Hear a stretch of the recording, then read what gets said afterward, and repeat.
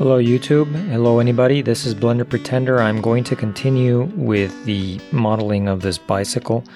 Last time last video I left off, this will be the fourth video, I think, of this bicycle. So that's one, I did the frame, two, I did the front fork and the handlebars, and then I haven't joined those. Let me see, I should join those, right? Control join. Yep. So now it's a basket, but it's floating in space. And I should name the basket as well. Basket. I think maybe I'll end up joining it to something else ultimately. But for this video, I'm going to try to concentrate on fixing it to the bicycle. So it needs the support that comes down here, or rather the support from the front fork. This looks a little thin. Maybe I'll need to make this fatter so that it takes the support, and then the bracket here needs to attach. Well, you can barely see it on the reference image. I have other photos or images that show they show more clearly how it connects here, so I'll copy some of that, try to simplify that. There's a plate in the front, I'm going to have to put that as well, and there's a plate on the bottom. I'm not going to try to copy what's perfectly there, probably I'm going to try to simplify those a little bit too. Then there's other stuff, such as the fender and the light. I'm going to leave the light for later on. The fender does need to go in there, and but yeah, I can leave the light for later on, because once I have everything completed down to the wheels and everything, I'm going to then start using the same process I did for the basket, but then try to put in the cables that are seen there and all the other little modeling stuff that's gonna be they're unique, I suppose, like the brakes and everything. So anyways, I'm gonna proceed now on to the time lapse to try to get in as much as I can this day, which is the supports, and tie the basket in and maybe finish some other stuff around it.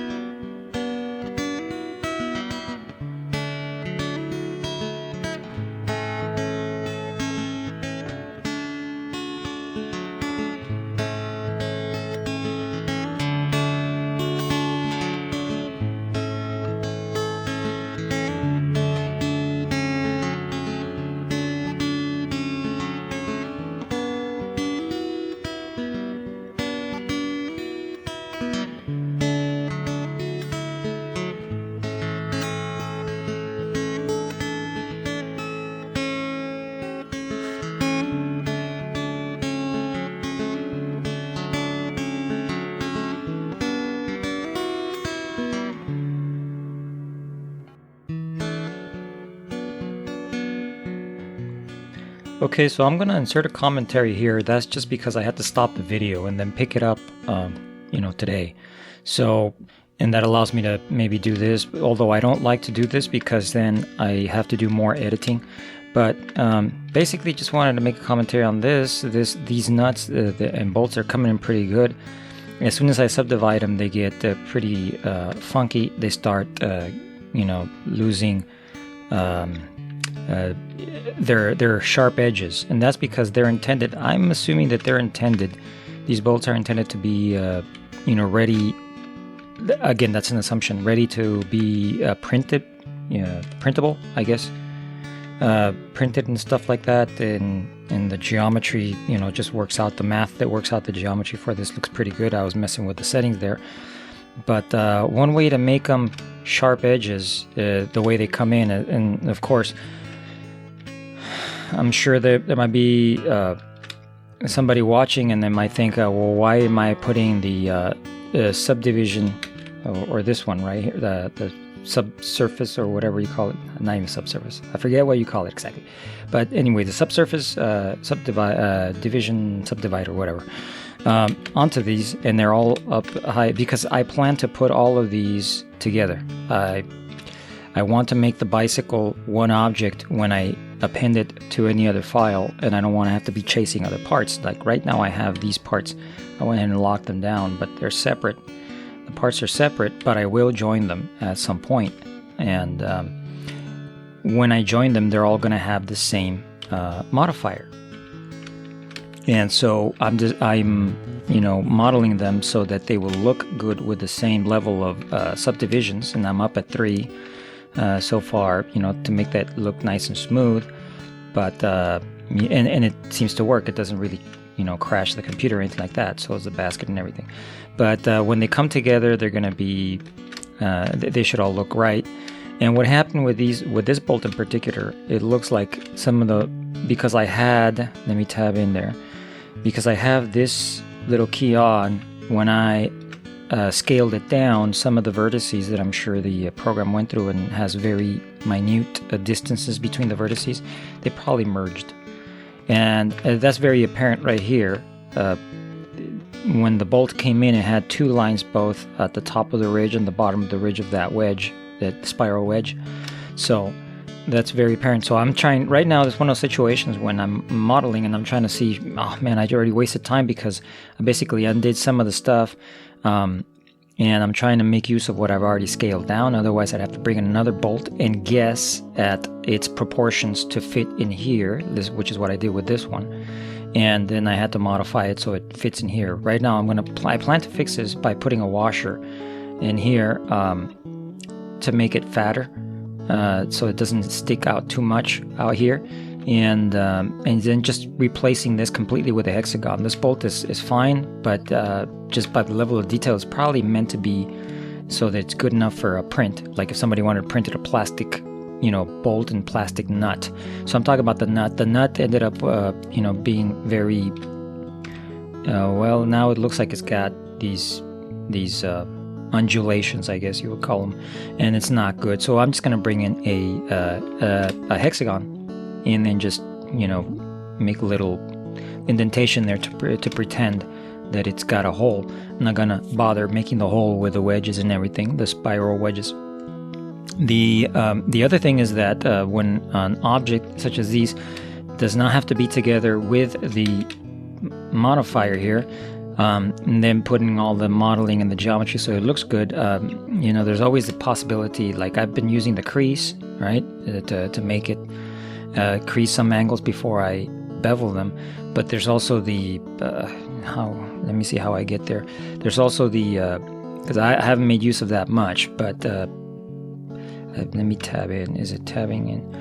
Okay, in here there's a sharp edges that we can mark. So in other words, you keep the geometry flat, you enable it smooth here, but for most of the geometry that's like a square, you put smooth and then you seem to lose the edges. But then you take the edges and you identify them as being sharp edges, and then it will shade them as sharp edges, and it will maintain that. So that's kind of like one of those things that if you're not going to be putting this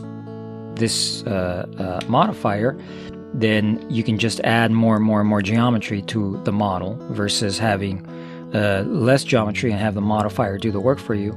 You add more and more geometry, and then you specify which ones you want sharp and which ones you want smooth, and then let it shade like that without applying the modifier. And that works for certain things. And also, I'm not sure which is the better the better in terms of performance yet, because I'm imagining you can do more smaller geometry and apply this one and get smoother results, meaning your file size is going to be smaller with the geometry for this in terms of the number of vertices and stuff, and to get a smooth result versus, and that's a guess for me because I haven't gone and tried to get results using more geometry here. Like, for example, in this curve here, to get it looked smooth, I would have to add many more. Right now I just have 2 divisions, and I would have to add many more divisions, and then enable the smooth function here, right? And then mark only these as sharp edges, and then there's still going to be a little bit of a tangent seen in some of those, but depending on the distance that you're rendering, that's gonna get fixed. But again, you have more geometry in the file, and this is making it up as the program runs. As Blender runs, it makes it up and gives you 3 times the divisions. So that's a lot more geometry that must be in the memory somewhere, but the file itself is smaller in terms of the geometry. So I'm opting to go this way versus the other way that I was just showing. That talking about, I haven't shown it. I'm just talking about it, but I kind of like this and the look that this does. And so long as the computer can handle it, I'm going to keep doing it. But I haven't been to the point where, I have to, consider performance and stuff like that. In terms of the animations for the little caricature that I've done and that you see at the beginning of the first video for this, that it did slow down. So you have to bring down the subdivisions while you're trying to work with that, because it slows down the computer as you're trying to manipulate. Anyways, I'm going to end that commentary there. What I'm going to do is get rid of that nut, make use of that bolt even though it lost some stuff, and then use that one, duplicate it around a little bit. But I'm going to get rid of that nut, just use the hex, and try to undo some of the work here that basically the vertices merge, and I have to go and now select those and separate them and stuff like that. So that adds to the work is what I was getting at. And since I had to stop the video, I decided to add the commentary versus just letting the time lapse, run. So back to the time lapse.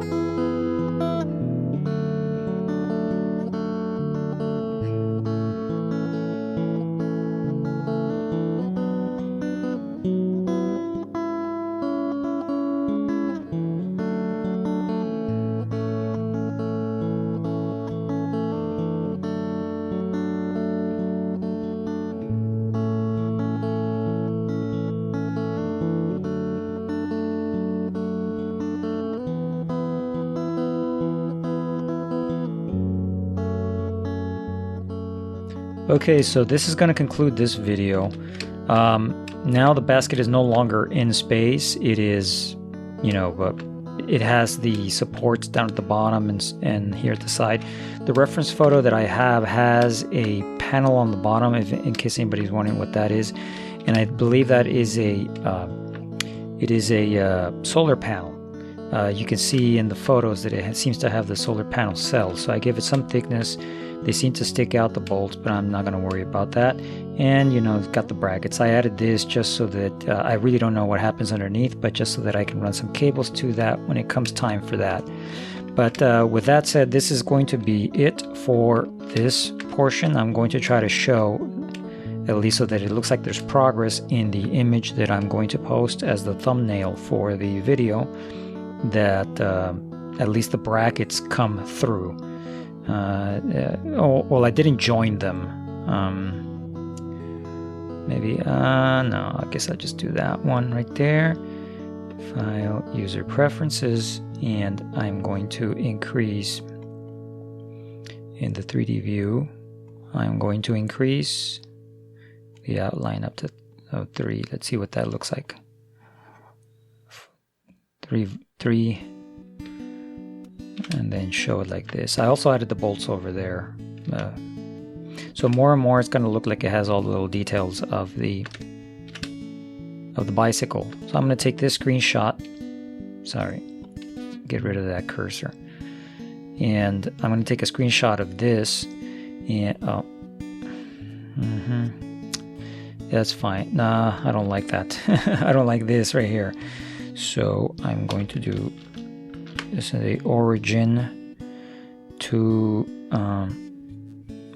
where is it? Which one is it? Origin to geometry to origin, origin to 3D cursor. There you go. That's fine.